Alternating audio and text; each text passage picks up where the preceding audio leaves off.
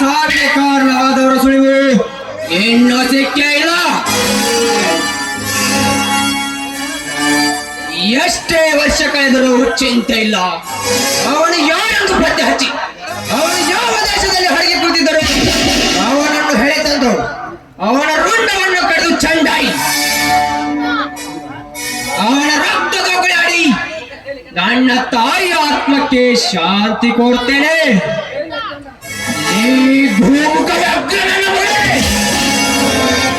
ನೀನು ನಿನ್ನ ತಾಯಿಯ ಗರ್ಭದಲ್ಲಿ ಅಡಗಿ ಕೂತಿದ್ದರು ಸರಿ, ನಿನ್ನ ಹೊರ ತಂದು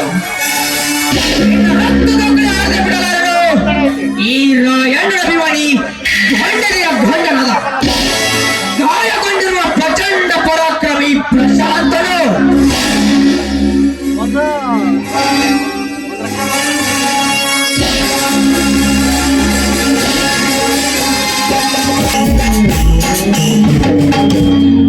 ಭಾರತಿ ಮಗಳ ಸೀತಾ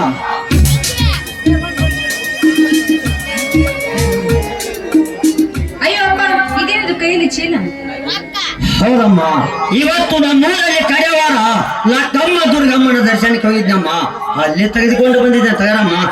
ಸೀತಾ, ನಿಮ್ಮವ್ವ ಎಲ್ಲಿ ಹೋಗಿದ್ದಾಳಮ್ಮ? ಅಪ್ಪ, ಇದ್ರ ಪ್ರಸಾದ ಇದೆಯಲ್ಲ, ದೇವ್ರಿಗೆ ಹೋಗಿ ಬಂದಿಯಲ್ಲ ಅಪ್ಪ. ಮನ್ಯಾಗ ಅರ್ಬಿಗೆ ನೀರಿಲ್ಲ ಅಂತ ಅದಕ್ಕೆ ಅವು ನೀರ್ ತರಕ್ ಹೋಗ್ಯಾಳ ಬಾವಿಗೆ. ಏನ್ರಿ ತಂದೆ ಮಗಳು ಏನೋ ಜೋರಾಗಿ ಕೂಗಾಡ್ತಾ ಇದ್ರಲ್ಲ, ಏನ್ ವಿಷಯ? ಪಾರ್ವತಿ, ಶ್ರೀ ಇಂಟರ್ವ್ಯೂಗೆ ಹೋದ ಶ್ರೀಕಾಂತ ಇನ್ನೂ ಬಂದಿಲ್ಲವೇ? ಯಾರಿ ಶ್ರೀಕಾಂತ ಹೋಗಿ 3 ದಿನ ಆಯ್ತು, ಅವನು ಇನ್ನೂ ಬಂದಿಲ್ಲ. 1 ವಾರ ಆಯ್ತು ನಾನೇನೋ ಚೀಲ ಎತ್ತುವ ಸ್ಪರ್ಧೆ ಇದೆ ಅಂತ ಪ್ರಶಾಂತನ ಓದೋನು ಇನ್ನೂ ಮನೆಗೆ ಬಂದಿಲ್ಲ ರೀ.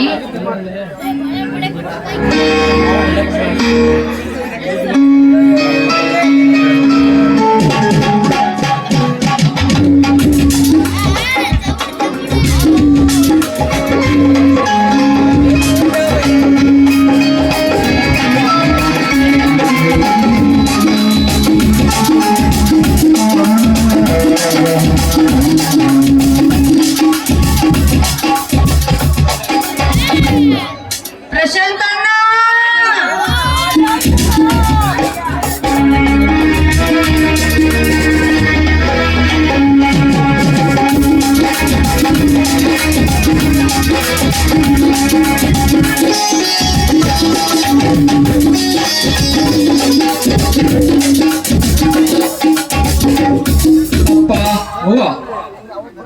ಬಾ ಪ್ರಶಾಂತ, ಬಾ. ಚೀಲ ಇತ್ತು ಸ್ಪರ್ಧೆ ಇದೆ ಅಂತ ಹೋಗಿದ್ಯಲ್ಲ, ಏನಾಯ್ತು?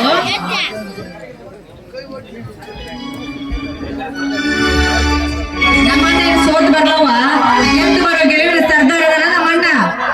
ಹೌದಮ್ಮ ತಂಗಿ, ನನ್ನ ಸಾಧನೆಗೆ ಸಾಥ್ ಕೊಡುವ ತಂಗಿ ತಮ್ಮಂದಿರು ಕಷ್ಟಕ್ಕೆ ಕುಗ್ಗದಿರು, ಲಾಭಕ್ಕೆ ಹಿಗ್ಗದಿರು. ಬೆನ್ನು ತಟ್ಟುವ ನಿಮ್ಮಂತ ತಂದೆ ತಾಯಿರುವವರೆಗೂ ಸೋಲು ಎನ್ನುವ ಸಂಖ್ಯೆ ನನ್ನ ಇತಿಹಾಸದಲ್ಲಿ ಬರುವುದಿಲ್ಲ. ಪ್ರಶಾಂತ, ಇವತ್ತು ನೀನು ಯಾವ ಊರಲ್ಲಿ ಬಹುಮಾನ ತೆಗೆದುಕೊಂಡು ಬಂದ್ಯಪ್ಪ?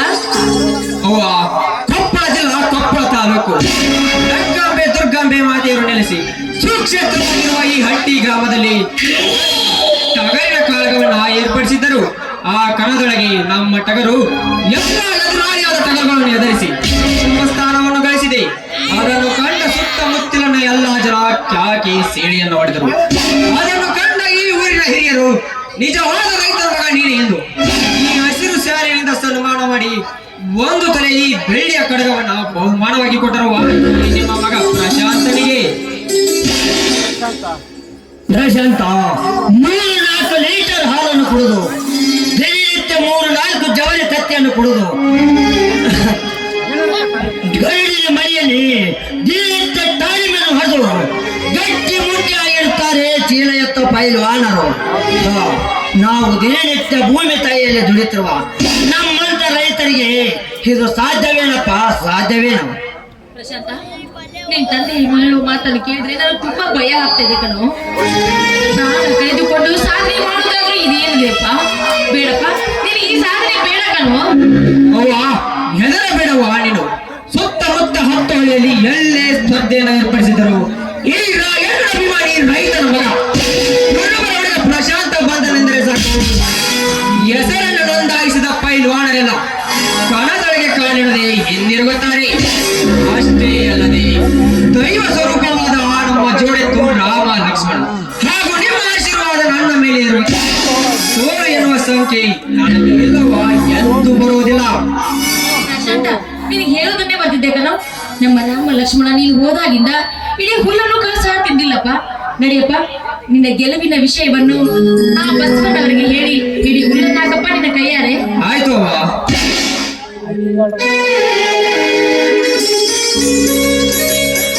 ಅಮ್ಮ ಅಮ್ಮ, ಇದೇ ನಮ್ಮ ಎಲ್ಲರೂ ಸಂತೋಷದಿಂದ ಇದ್ದೀರಾ?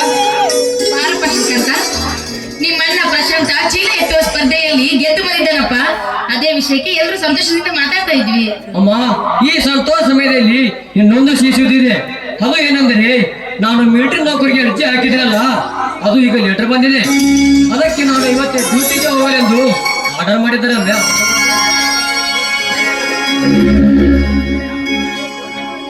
ಒಳ್ಳೆಯದಪ್ಪ ಪ್ರಶಾಂತ. ಹಾ, ಮೈದಾನಿಗೇಶ್ವರ ಆಶೀರ್ವಾದ ಸದಾ ನಿನ್ನ ಮೇಲೆ.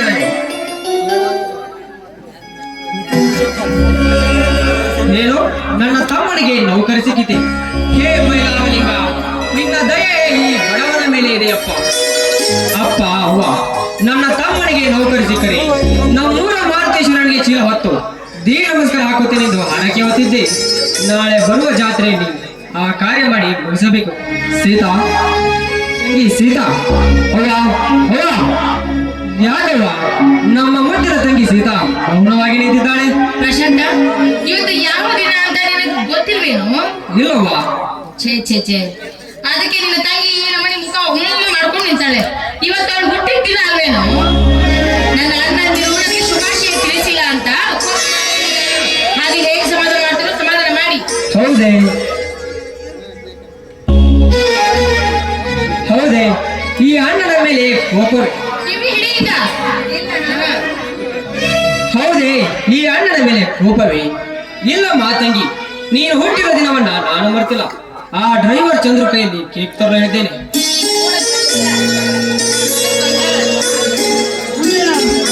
ಪ್ರಶಾಂತ ಪ್ರಶಾಂತ, ಕೇಕ್ ತೆಗೆಯಿತು.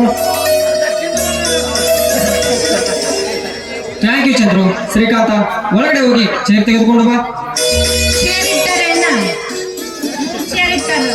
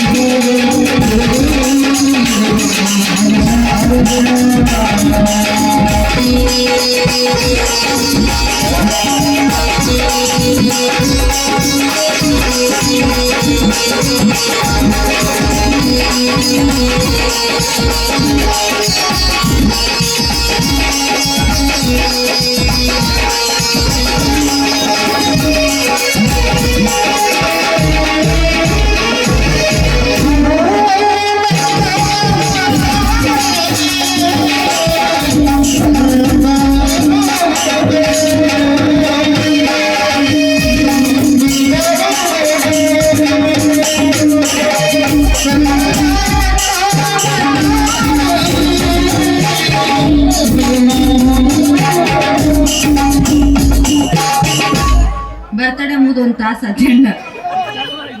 ಅಣ್ಣ ಇದೇ ಖುಷಿಯಲ್ಲಿ ನಿಮ್ಮ 3 ಜನರಿಗೊಂದು ಸರ್ಪ್ರೈಸ್ ಇದೆ. 3 ಮಂದಿ ಕೂತ್ಕೊಳ್ಳಿ.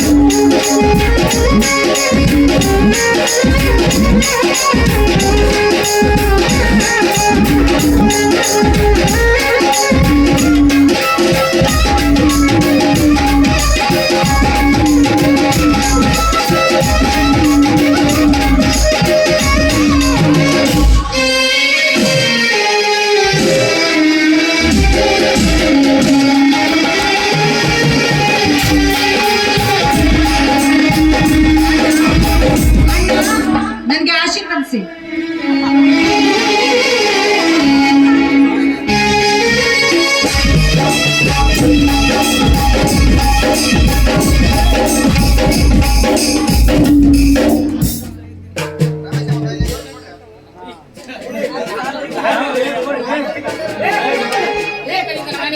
ನಮ್ಮ ಅಣ್ಣ ನನಗೋಸ್ಕರ ಸೀರೆ ತಂದಿದ್ದಾನೆ. ಬೆಳ್ಳಿ ಸೀರೆಗಿಂತ ರೇಷ್ಮೆ ಸೀರೆ ತಂದ ಇಲ್ಲ ಬಂಗಾರ ದಡಿ ಐತಂತ. ಏನ ತಂದ್ರ ನಮ್ಮ ಅಣ್ಣ ತಂದಾರ. ಇಲ್ಲಿ ಮುಗೀತು. ನನ್ನ ಮಗಳು ದೊಡ್ಡ ಈ ಅಣ್ಣ ದೊಡ್ಡ ಕಾಣಿಕೆ ನೋಡಲಿ ಎಲ್ಲಾರನ್ನ ಇಲ್ಲೇ ಕೊಡ್ತೀನಿ ತಂಗಿ.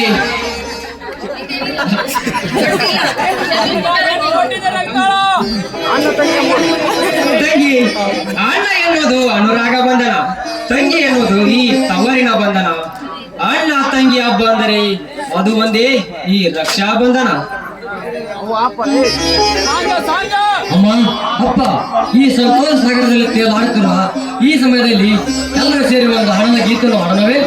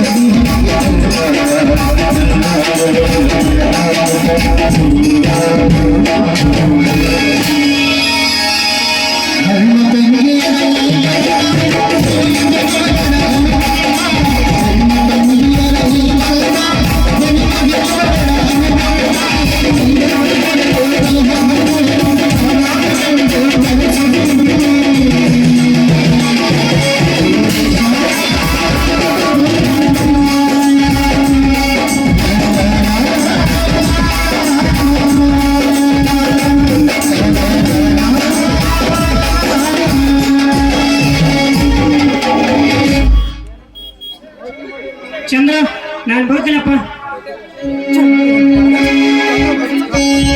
ಪ್ರಶಾಂತ ಒಳಗಡೆ ಹೋಗಿ ಬಟ್ಟೆಯನ್ನು ತುಂಬಿಕೊಂಡು ಬಾರಪ್ಪ. ಆಯ್ತು ಅಪ್ಪ. ಪಾರ್ವತಿ, ಬೇರೆಂತ ಮಗಳ ಮದುವೆ ಒಂದು ಮಾಡಿ ಮುಗಿಸಿದರೆ ನಮ್ಮ ಭಾರ ಕಮ್ಮಾಗುತ್ತದೆ. ಪಾರ್ವತಿ, ಕಮ್ಮಾಗುತ್ತದೆ. ಹೌದ್ರಿ, ಸೀತಾಳಿಗೆ ಆದಷ್ಟು ಬೇಗ ಒಳ್ಳೆ ಗಂಡನ ಹುಡುಕಿ ಮದ್ವೆ ಮಾಡ್ಬೇಕು. ಹಾಗೆ ಪ್ರಶಾಂತ ಶ್ರೀಕಾಂತನಿಗೆ ಒಳ್ಳೆ ಮನೆತನದ ಹೆಣ್ಣನ್ನು ತಂದೆ ಮದುವೆ ಮಾಡಿದ್ರೆ ನಮ್ಮ ತಲೆ ಮೇಲಿನ ಜವಾಬ್ದಾರಿ ಕಡಿಮೆ ಆಗುತ್ತೆ, ಚಿಂತೆನೂ ಕಡಿಮೆ ಆಗುತ್ತೆ ರೀ. ಅವ್ವ, ಯಾರದವ್ವ ಮದುವೆ? ಮತ್ತಿನ್ಯಾರ್ದಪ್ಪ? ನಿನ್ನ ತಂಗಿ ಸೀತಾಳಪ್ಪ. ಅಪ್ಪ ಅಪ್ಪ, ಅದರ ಬಗ್ಗೆ ನೀವೇನು ಚಿಂತಿಸಬೇಡಿ. ನನ್ನ ತಂಗಿ ಸೀತಾಳಿಗೆ ನಾನು ಈಗಾಗಲೇ ಒಂದು ವರವನ್ನ ಹುಡುಕಿದ್ದೇನೆ. ಯಾರ್ದಲ್ಲ ಮದುವೆ? ಮತ್ತಾರದಮ್ಮ, ನನ್ನ ಮುಂದಿನ ತಂಗಿ ನಿನ್ನದೇ. ನನ್ಗೆ ಇಷ್ಟು ಬೇಗ ಮದುವೆನಾ? ಬೇಡ ಬೇಡ, ಮೊದಲು ನೀವು 3 ಮಂದಿ ಮಾಡ್ಕೊಡ್ರಿ, ಆಮೇಲೆ ಮಾಡ್ಕೊತೀನಿ. ಹಾಗೆಂದರೆ ಹೇಗಮ್ಮ? ಈ ಪ್ರಪಂಚದ ಪದ್ಧತಿ ಪ್ರಕಾರ ಮದುವೆಯಾಗಲೇಬೇಕು. ನನ್ನ ಜೀವದ ಗೆಳೆಯ ನರಸಿಂಹ ನೋಡಿದರೆ ಅವನಿಗೆ ನಿನ್ನನ್ನು ಕೊಟ್ಟು ಮದುವೆ ಮಾಡಬೇಕೆಂದು ನಿರ್ಧಾರ ಮಾಡಿದ್ದೇನೆ. ಇದಕ್ಕೆ ನಿನ್ನ ಒಪ್ಪಿಗೆ ಕೂಡ ಬೇಕಮ್ಮ. ಪ್ರಶಾಂತ, ನಿನ್ನ ತಂಗಿಯ ಬಾಳು ಬಂಗಾರ ಆಗಂತ ಬಯಸುವನೇನಪ್ಪ. ನಿನ್ನ ಒಪ್ಪಿಗೆ ಹಂಗೆ, ನನ್ನ ಒಪ್ಪಿಗೆ ಅಷ್ಟಪ್ಪ. ಆಯ್ತಣ್ಣ, ನಿನ್ನ ಮಾತಿನಂತೆ ನಾನು ಮದುವೆಗೆ ಒಪ್ಕೋತೀನಿ. ಆದ್ರೆ ನೀನ್ ನೋಡಿರೋ ವರವನ್ನು ನಾನು ಹೇಗೆ ಮದ್ವೆ ಆಗ್ತಿದ್ದೀನೋ ಅದರಂತೆ ನಾನು ನೋಡಿರೋ ಹುಡುಗಿಯನ್ನು ನೀನು ಮದ್ವೆ ಆಗ್ಬೇಕು. ಆ ರೀತಿ ನನಗೆ ಮಾತು ಕೊಡ್ಬೇಕು. ಆಯ್ತು ತಂಗಿ, ನಿನ್ನ ಆಸೆ ಅಂತ ಆಗಲಿ.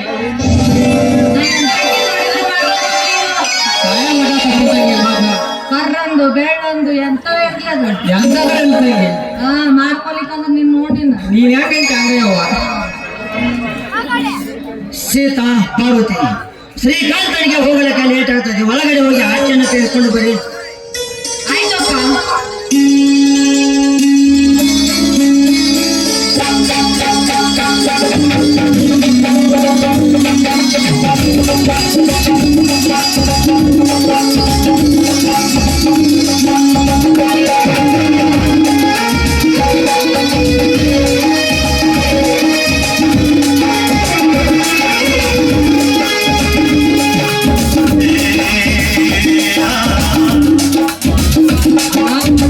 ಅಪ್ಪ, ಅಮ್ಮ ಎಲ್ಲ ಸೇರಂಗೆ ಆಶೀರ್ವಾದ ಮಾಡ್ರಿ.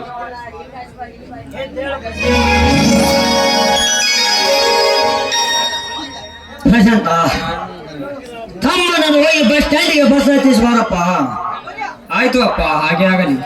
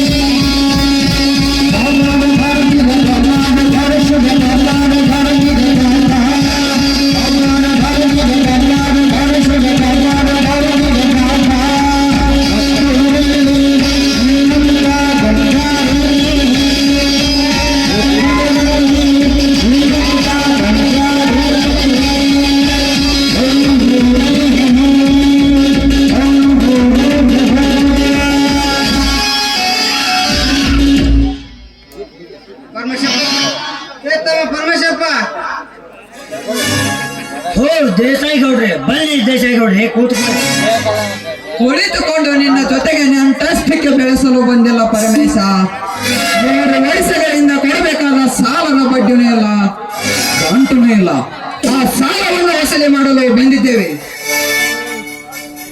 ಗೌಡರೇ, 4 ವರ್ಷ ಬರಗಾಲ ಬಿದ್ದು ಸಾಲದ ಮೇಲೆ ಸಾಲವನ್ನು ಮಾಡಿ ಹೊಲವನ್ನು ಬೆತ್ತಿದರೆ ಹಿಡಿಗಾಳ ಸಿಕ್ಕಿಲ್ಲ. ಗೌಡ್ರೆ, ಹಿಡಿಗಾಳ ಸಿಕ್ಕಿಲ್ಲ.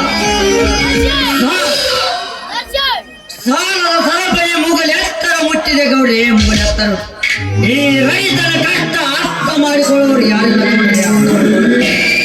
ಒಂದು 3 ತಿಂಗಳ ಟೈಮ್ ಕೊಡ್ರಿ ಗೌಡ್ರಿ, ನಿಮ್ಮ ಸಾಲ ಕಟ್ಟತೀನಿ. ಅರ್ಥ ಲೇ ಪರಮೇಶ, ನಿನ್ನ ಮಾತನ್ನು ಅರ್ಥ ಮಾಡಿಕೊಂಡು ಹೋಗುವುದಕ್ಕೆ ನಾವೇನು ದೇವಸ್ಥಾನದ ಪಟ್ಟಿಯನ್ನು ಕೇಳಲು ಬಂದಿಲ್ಲ, ಕೊಟ್ಟ ಸಾಲವನ್ನು ಕೇಳಲು ಬಂದಿದ್ದೇವೆ. ಬಡ್ಡಿ ಸಮೇತ ನಮ್ಮ ಸಾಲವನ್ನು ಕೊಟ್ಟರೆ ಸರಿ, ಇಲ್ಲ ಇದರ ಪರಿಣಾಮ ಬೇರೆನೇ ಇರುತ್ತದೆ.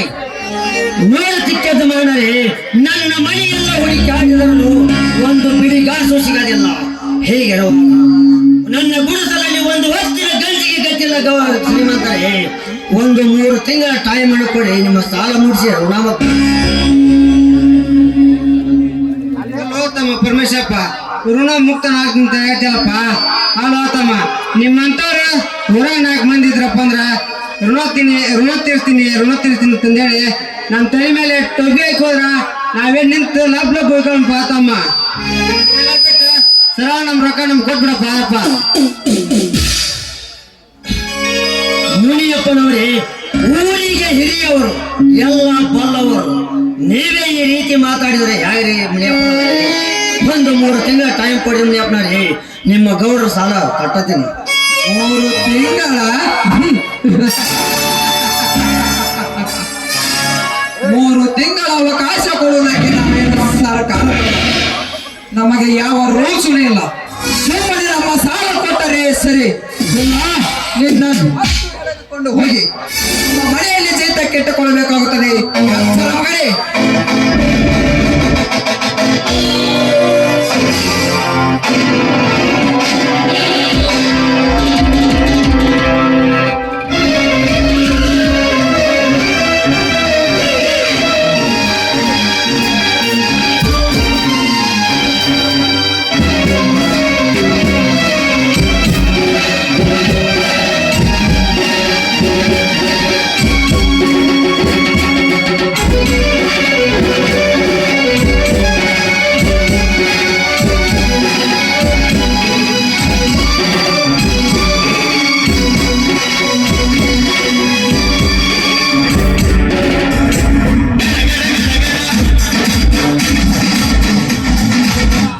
ಯಾರನ್ನ ಕೈ ಜೀತ ಕೆಟ್ಟುಕೊಳ್ತೀನಿ ಶ್ರೀಮಂತ?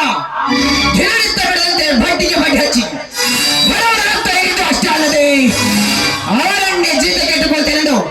ಅವರ ಕಾಲಿಗೆ ಕೈ ಹಾಕುತ್ತಿರುವ ತಟ್ಟ ಸುಳ್ಳ ಮಗನೇ, ನಿನ್ನ ರುಂಡವನ್ನೇ ಚಂಡಾಡಿ ಬಿಡ್ತೇನೆ.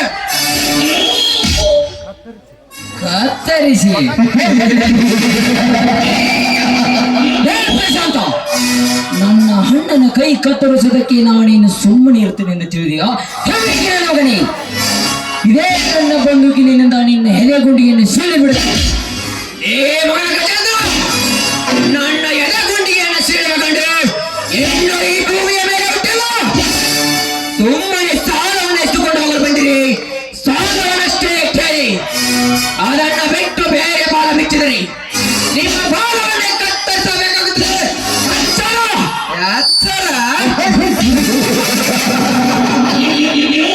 ಪ್ರಶಾಂತ, ನಮ್ಮ ಹತ್ತಿರ ಸಾಲ ತಂದು ತಿನ್ನವರಿಗೆ ಇಷ್ಟು ಸೊಕ್ಕಿರಬೇಕಾದರೆ ಮತ್ತು 10 ಅವರಿಗೆ ಸಾಲ ಕೊಟ್ಟು ಸಲಿವಿದ ಈ ದೇವೇಂದ್ರ ದೇಸಾಯಿ ಎಷ್ಟಿರಬೇಡಲೇ ಬಡವ. ಏ ಮಗನ ಗೌಡ, ಬಡವ ಎಂದು ಬಾಯಿ ಬಿಟ್ಟರೆ ಆ ನಿನ್ನ ಬಾಯಿಯ ಮೇಲೆ ಹೊಡೆಯಬೇಕಾಗುತ್ತದೆ. ಹಲಾವು ಕೋರಣ ಮಗಳೇ. ಪ್ರಶಾಂತ, ದೊಡ್ಡವರಿಗೆ ಹೇಗೆ ಮಾತಾಡೋಕೆ ಗೊತ್ತಾಗಲೇ ಕತ್ತೆ. ಗೌಡ್ರಿ, ಅವನ ಬಗ್ಗೆ ನೀವೇನು ತಲೆ ಕಳಿಸಬೇಡ್ರಿ, ನಾನು ನಿಮ್ಮ ಸಾಲ ಕಟ್ಟುತ್ತೀನಿ. ಅಲ್ವಾ ತಮ್ಮ ಪ್ರಶಾಂತಪ್ಪ, ಒಬ್ಬರತ್ತಂಗ ಸತ್ತಂಗ ಮಾಡ್ತೀರಪ್ಪ ಅಪ್ಪ. ಅಲ್ರೇ ತಮ್ಮ, ನಿಮ್ಮ ಆಟ ನಿಂತಂದು ನೋಡಕ ನಮ್ ನಿನ್ ಮಳು ಮಾಡ್ರಿ. ಲೇ ತಮ್ಮ, ನಮ್ಮ ರೊಕ್ಕ ನಮ್ಗೆ ಕೊಟ್ಬಿಡ್ರಪ್ಪ ಅಪ್ಪ.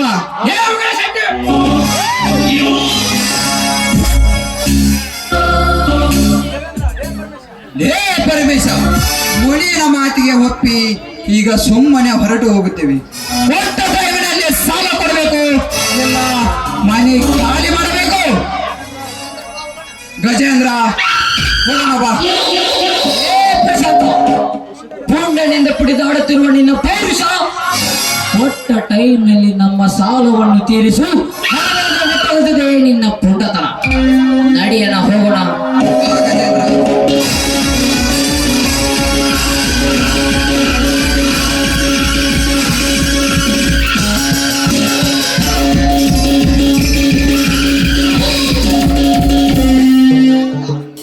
ಪ್ರಶಾಂತ, ಹಾ ಗೌಡ ಕೆಟ್ಟ ಒಬ್ಬ ಪ್ರಾಣಿ. ಯಾವ ಹೊತ್ತಿನಾಗ ಲೇ ಮಗನ ಗೌಡ, ನಿನ್ನ ಯಾವ ನನ್ನ ಕೂಟ, ನನ್ನ ಮೇಲೆ ಬಾಳ ನಿನಗ ಸಿಟ್ಟ. ಈ ನಾಟಕ ಮಾಡಿರೋದು ನಿಮಗಾಗಿ ಪಾಠ. ಅಪ್ಪ ನಡೆಯ ಹೋಗೋಣ. ಪ್ರಶಾಂತ, ನಿನ್ನ ಗೆಳೆಯ ನರಸಿಂಹನಿಗೆ ಫೋನ್ ಮಾಡು. ಮದುವೆ ವಿಚಾರವನ್ನು ಮಾತನಾಡಿ ಮುಗಿಸೋಣ. ನಾನು ಹೊಲಕ್ಕೆ ಹೋಗಿ ಬರ್ತೀನಿ ಅಪ್ಪ. ಆಯ್ತು ಅಪ್ಪ.